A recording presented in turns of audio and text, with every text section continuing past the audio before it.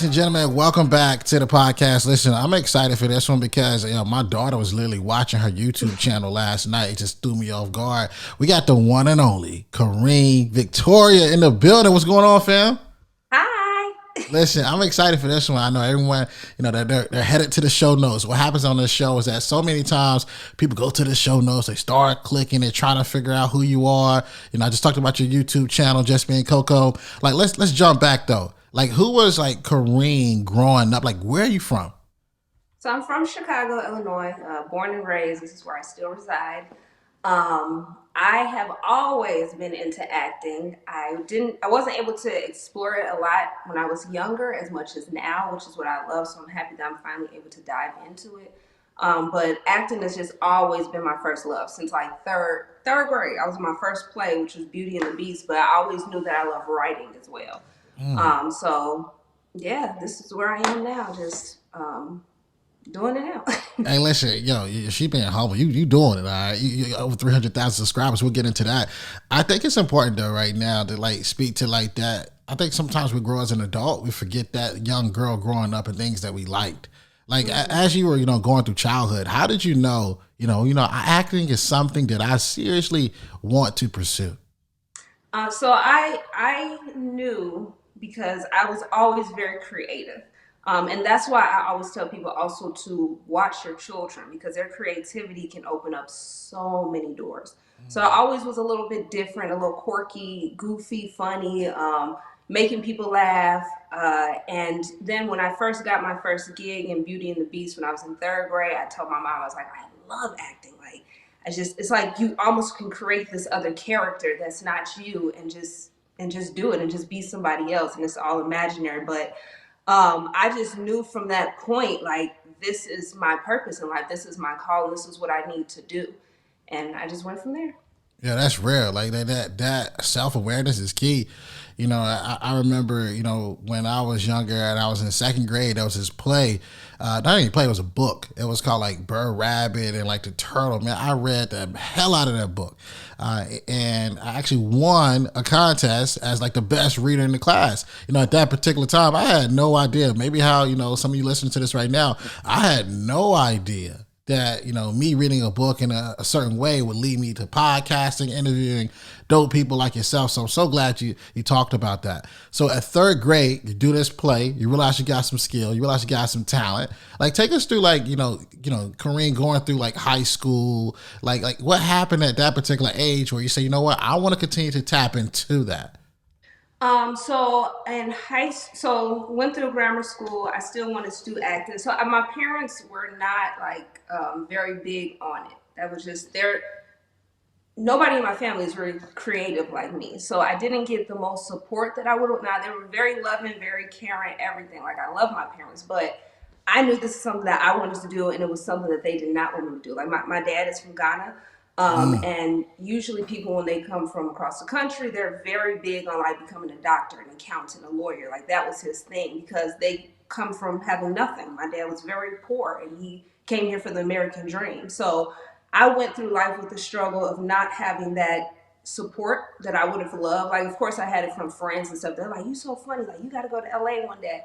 But it's nothing like coming from your parents. So actually going through high school, I still was able to be in some plays because there were plays in school that I did, but I still didn't get that support. And then I went off to college because that's what my parents wanted me to do. And not saying college that I regret college, I don't, but I knew that I possibly would have wanted to try this out first and then went and avoided all those student loans because I'm not using the degrees, So just going from there. And then in college is when I was originally going to school to be an orthodontist. And I changed my degree behind my parents' back. And I was like, what's the closest thing I could do to get to acting without getting a major in theater? So I went and did communication. And then after that, I was like, okay, I'll do this. Again, still didn't have the most support that I would have wanted. And I had to learn very early that the only support I truly needed was from myself and from God. That's it. Like, I didn't need anybody else unless people were investing something. Just to have people telling you like, no, don't do this, you're not good enough, or whatever. It doesn't matter. Like, even my following right now, I don't even, my following in Chicago is like ranked maybe number 4 on my list. Like my top is Atlanta stuff, and these are people that don't even know me. So Mm-hmm. I had to realize that that stuff doesn't matter. So went through college. I even went to grad school, and I went to grad school for criminal justice because my mom's like, you should get your grad degree. And I'm just like, oh my God. So it finally got to a point that I'm just like, this is too much. So then I actually went to cosmetology school. So I just cut out acting altogether because I was like, I don't have the support I need. I'm just not going to do it. So I cut it out and I went to cosmetology school because I was always really creative again. And I was like, I can use my creativity to do hair. And I did very well. I opened up a salon. I did all of that. And I pushed and I did great. I made good money and everything, but I always felt some type of incompleteness. And when the pandemic hit, because I don't know if you believe in astrology and stuff like that, but I'm a Capricorn and we are I'm a very Capricorn too. headstrong and we like to get stuff done and we like money. So when they said you're not gonna make any money, you have to quit, you have to close down your salon, I'm just like, what's about to happen? Like my mind just started going everywhere. And I was like, this right here is the perfect time for me to try. And I picked up a pen and I said, okay, my niece, she's 9 years old. Well, she's 10 now, but that's how she's not. She's like, Auntie, you so funny. Like, you should get on TikTok. And TikTok is like the younger generation a little bit. I'm like, no. She's like, no, I'm gonna set it up for you. I'm gonna set it up for you. I said, okay, set it up. So she set up my account, everything. Wow. She started teaching me, and I'm just like, dang, like, okay, I like this. Like, this is cool. So I did a few videos with her, and she's like, do it, Auntie. So I said, okay. So I started writing one day. And I asked one of my best friends, I said, I have this script and I really want to, I want to see, I feel something in me. I said, I feel like right now is my time. Like I need to do it. If I'm going to do it, I need to take advantage while I don't have no job. Facts. So I took her the script and she just started dying laughing. She's like, you're a nutcase. Like you're crazy. She's like, but let's do it. Let's do it. I feel it. So I said, let's do it. We prayed together right before we put it out. And then it wasn't doing anything at first in TikTok. It was moving real slow. And I think it was about a week in, I was in the shower and my phone just started going crazy, like nuts. And I'm like, what is happening? Like I thought something bad was happening, that people were trying to call me. Mm-hmm. So I look at my phone and I see this video just going crazy. And it's just everybody's liking it, laughing, this, and I'm just like, what's happening? It actually it's so crazy how much kids can be so inspiring. And it was actually a little boy on the post that wrote, if you keep doing these, I promise you, you're going to be famous. And I'm going to watch you all the time, and all the kids are going to support you. And I'm like, the kids? Because when I made the first one, I actually was making fun of kids. I wasn't trying to make it for kids. It was a joke. I was like, this is how kids act. And I was like, oh, the kids. And I said, whoa, that's a good market to tap into because they're still young. And not only am I able to create comedy for children and families, but they can also grow with me. They're not going to really outgrow me. Like they're going to keep growing. So I'm just like, okay, cool. So I made another one and it went viral instantly. Made another one, went viral instantly. I'm like, what is happening? And from there, that's just where it took off. Man, this is dope. Like this is a dope story, and in so many different ways. I want to break this down. Here you are, going through these many different classes, going to grad school, not feeling the support, trying some of everything, and it's like that childhood dream, right? That young girl back in third grade, right? Taking those ideas, putting them together.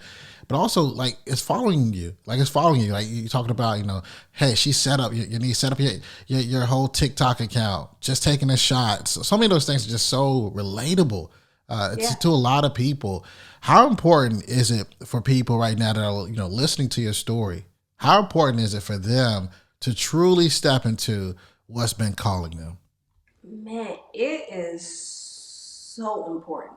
But the one thing I can say, and with all honesty, some people are not prepared to do it. And what I mean by prepared, if you're going to give something, like if it's your dream, you have to give it your all, everything. Like, and I've just learned that through life. Even when I opened my salon, I was like, I knew how much money I wanted to make or what I wanted to do. So I know there's more that you have to do. So some people, honestly, it's laziness, and laziness is going to hold you back. Or even they say familiarity breeds content. You get so familiar in a place that you not still growing, and it's still so much growth. I'm still growing. Like every day I'm studying my craft. Like literally I study other people's pages because I'm not the best. And if you want to be the best, you have to do what you have to do to be the best. And that means studying pages, studying your craft, putting stuff out there, talking to people, putting your just it's so much that go into it. And that's why everybody is not meant to be an entrepreneur. And that is okay. Like I hate when people are just like, everybody gotta be this entrepreneur. No, like don't put people in this place to feel like that, because it's not true. This is not a thing. Like people look at it like, oh, she making money. It's easy. No. I'm up all night, in the morning. Sometimes I have to go to creative spaces, like to just write. Like it takes a lot that's not being seen in the scene. So if you're gonna do it, do it. Like I'm behind you. It's like nobody told you to do it before, do it. However, if you're not ready to do it and you have not placed yourself in a situation to do it, don't do it yet. Do it when you know, like, okay, I'm about to give this my all, because you're going to feel like you failed. First of all, to feel like a failure is never a good feeling. So put yourself in a situation that, okay, I'm about to show the world. And that was my thing. People didn't believe in me. And that alone made me want to go hard. I said, I'm going to show you. I'm not a talker. Like a lot of things, when I post stuff, I don't post stuff until it's done. So people could be like, damn, like she's that girl. Like, yeah, I value that. I value to be just a good woman, I strive to be that. And I think everybody should. And even just going through life, every single job that I've ever been in, I've given it 110%. I don't care if it was, I worked at AT&T for a while and I was selling I hated that job. I hated it. But I gave it my all, and I always had the best rep. Like I was always the best rep, best customer service, everything, because they're like, damn, this girl, she's this, not knowing inside of me I hate it. But I knew one day that attitude and that personality was going to push the best out of me. And while I'm at AT&T, I'm studying. They're rich. They're billionaires. Why don't I want to be a billionaire? So I studied them. I studied how do you communicate well. I learned everything from every job. So even it makes me upset when people get in jobs and they got attitudes and they don't want to bag groceries. Well, you're there, and it's a blessing that you even have that job. Because again, my daddy came from Africa, living on the streets with no food or nothing, and didn't even have that. So you're even in that situation. Look at the situation as this is not your final situation. You have goals. You want to be an entrepreneur? Cool. You have goals. Look at it and look at how these people are making billions and how you can do it, and put yourself in that situation. So back to your question. So if you're in the zone that you want to do something, do it. But be prepared. Be prepared that it's not easy. Because I had one of my mentees the other day tell me, like, why didn't you tell me that this was going to be so hard? I said, I did tell you. I told you it's going to be very hard. So don't walk away from your job yet without you having a plan and having a goal. Like, yes, it's okay to eventually walk away, but you can't just walk away and say, I'm going to wing it. Because you're going to wing it and you're going to be broke and you're going to be trying to make it as well. You have to be realistic. Like, don't fake yourself out. So do it. Go for it. Like I said, you don't need other people telling you what you can and cannot do. If you believe in your spirit, you know you have talent and you know it's in there and it's your purpose. To understand your purpose and to find yourself, that is so important. Because you can go out and do a job and it was never your calling. It was never nothing for you to do. So like even cosmetologists, I have my clients still calling me all the time, like, we need you back. We need you back. You have the personality. You take care of us. You make sure you do our hair right. You know, they said, I've been going to these other people. They have bad attitudes. They cancel my appointment. And I feel horrible because, yes, I did have to leave, but I had to leave to fulfill my purpose. But it makes me look like that is not normal. It's not normal to go sit in a salon and somebody is wasting your time all day and have you sitting there for 7-8 hours because they trying to make their money. That's not normal. So and that's not their purpose. Some of them also are barely making any money because they're just doing it to do it. Like, find your purpose, find it. And I promise you, if you put your all in it and you give it and you find that, you're going to be successful. Bars, here you are coming with the flames and nothing but the truth, right? You said something that really stood out to me right there. You said, they didn't believe in me, so that made me go harder. And I think it's important right now, wherever you are in life, if you feel like the odds are stacked against you, you got to use it as fuel. right? And Corinne just told you, like that was part of her motivation to go harder. But most importantly, when you do make that leap, you do step into what's calling you. You got to go all in. You can't two step. You got to really fully prepare yourself. So I'm loving the conversation. I want to, talk a little bit about like just strategies, right? Because like, you said earlier when you dropped a video, it went viral. You dropped the next one and it went viral. So I want to ask you, like, what strategies can you give, for content creators right now listening to this that work for today? What is something that works? Yeah, so consistency is the number one. So a lot of times we get into these zones and we'll do something, and then we won't keep doing it. And I did that before, and I promised God if He ever made me go viral again, I would take advantage of it because I went viral some years back, and I was just like, oh, I went viral, cool, and did nothing with it, and it got me nowhere. So just being consistent, and so what I do now is I have a schedule. So every Monday is film days, and then during the week I write. There's certain days I study. So you have to make a schedule for yourself. Also, being an entrepreneur for me is very important for me to just write a daily task note of so I can just check off. Even if I put it on there and take a shower, when I check it off mentally, I feel like I completed something. And that's how I operate. So if I'm like edit a video, post a video, I check it throughout the day. At the end of the day, I feel super accomplished. Like, oh, okay, I did this. I feel good about myself. It's a pat on the shoulder. But consistency, understanding hashtags. So TikTok is my niece. My niece, I just love her. She taught this man. She taught me a lot. 9 years old, but those hashtags. So FYP. So TikTok FYP. For you page, and then you can always put those three, and then put whatever you want after that. Also, knowing your audience is so important.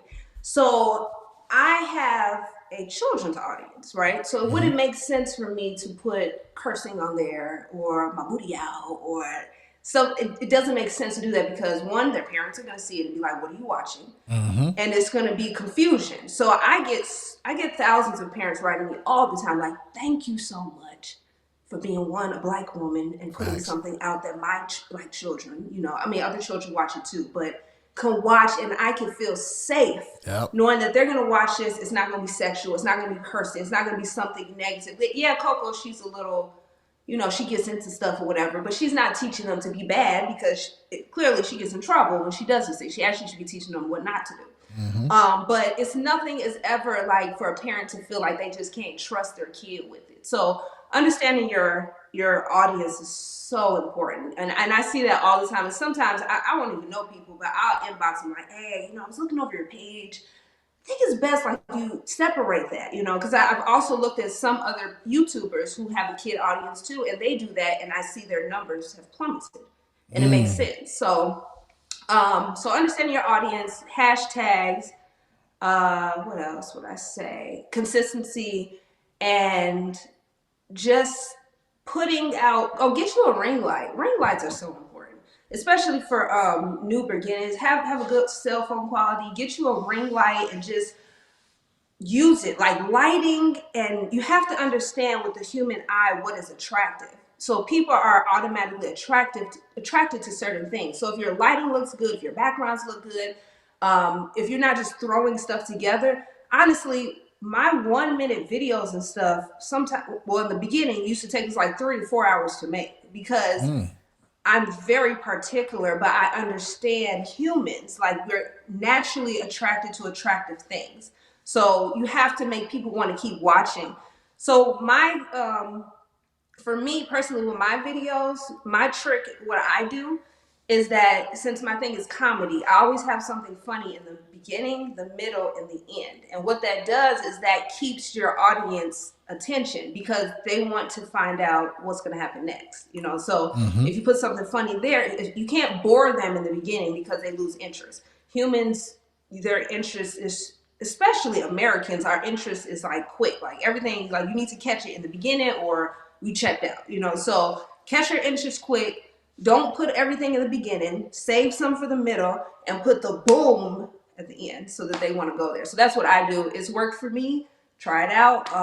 But yeah, Those are, I like this because you're giving people a formula right now, and that's what we need, right?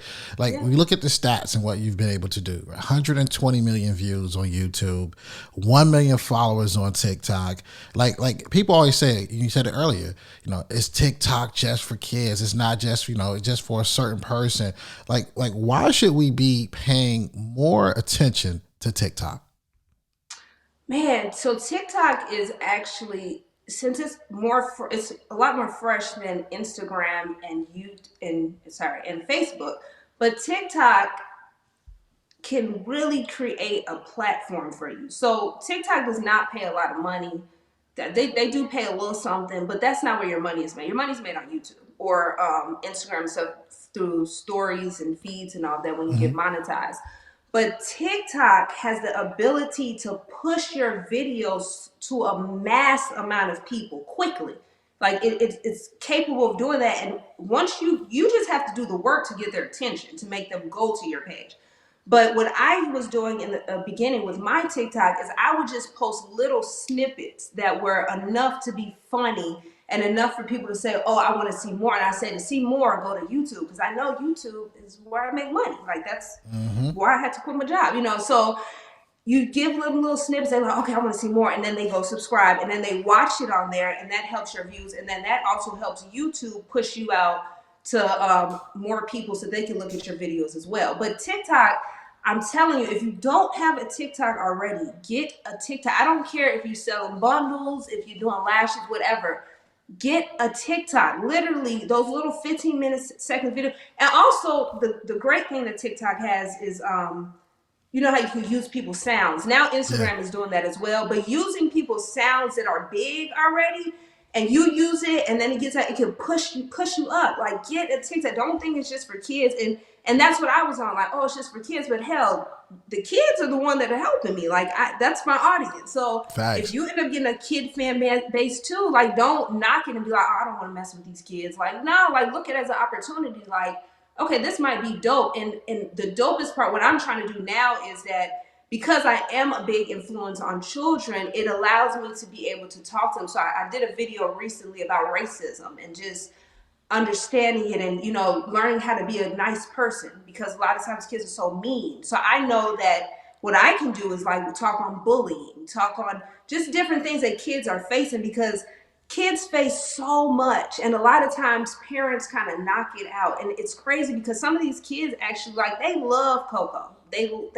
I don't know if they think that's their sister or what, but they love her. That Yep. sometimes I see little notes like they're like, man, I was so sad today, but Coco just made me so happy. Find Wow. out why your kid is sad. Like these are real kids, have real issues. Like it might not seem like to us that, oh, you're just a kid. You just no, like that's why suicide rates are so high. Like that's why, because they don't feel like they're being listened to or they being understood. But I love that God put me in this position to be with children, and I've always been a mentee. I never thought that I would be able to be this big of a mentee. This is a huge opportunity to talk to these kids and influence them. And I'm slowly, I try to tell them it's me. A lot of them tell them it's not me. So I be confused, like, should I just say it's not me? But I kind of want to be that big sister at the same time. Like, you guys, we want to go through life. Like, you're going to go through different issues and everything. This is how to react to it. So it's yeah. Don't mess up your opportunity trying to limit yourself and say, well, I just want a sexy audience or whatever. Well, if that's not who you're supposed to have, like, Yep. don't miss your opportunity that you possibly could have an opportunity to quit your job like you wanted to, because you're not able to have the audience you said. But this audience is gravitating towards you. Take it. I love it. I mean, you're talking about really like, hey, if you are owning an audience, yo, pour into them, give them value, right? And I love the fact you brought that up. I want to ask you the question that we've asked, every single person, that's ever been on this podcast. And that is, whether you are just graduating college or perhaps, you don't even got a degree at all. You just completely just dropped out. You're asking yourself the question of the show: school's over, now what? What advice would Corinne Victoria give? My biggest advice is believe in yourself. That's number one, because nobody is going to believe in you as much as you at all. Like, stop with the post about nobody supports me, so forget you. No. Stop taking that energy. Your energy is everything. You're like, protect your peace. That's number one. Because once you protect your peace, your mind opens up to different things that you're able to just flow, and your creativity flows, and you could just focus on you and what you want to do. So the biggest advice I can give is understand who you are, understand your purpose, understand your value. Oh my God. But your value, that's huge, understanding that, and just going through life doing exactly what you know you're supposed to do. And sometimes we don't know, like, you get usually around 25, you have that breakdown and you just confused, like, okay, I went to college, I'm not making no money, or I didn't go to college, I'm not making no money. It's, you can go to college, get a degree and still not make money, so it's confusion. But it's okay. It's okay to go through life and sometimes not understand, but don't go without direction. Have a goal in place. Set goals for yourself. Go and follow them and do it. If you set goals for yourself, do them. Don't just say you're going to do it. Don't just be a talker, because again, you are in control of your life. You are in control of your destiny and what you want to do. So if you have these goals set and you do them, and you're going to feel good about it, first of all. So just be the best version of you. That's what I can say. Through anything, through any job, through any situation, be the best version of you, and it's going to happen.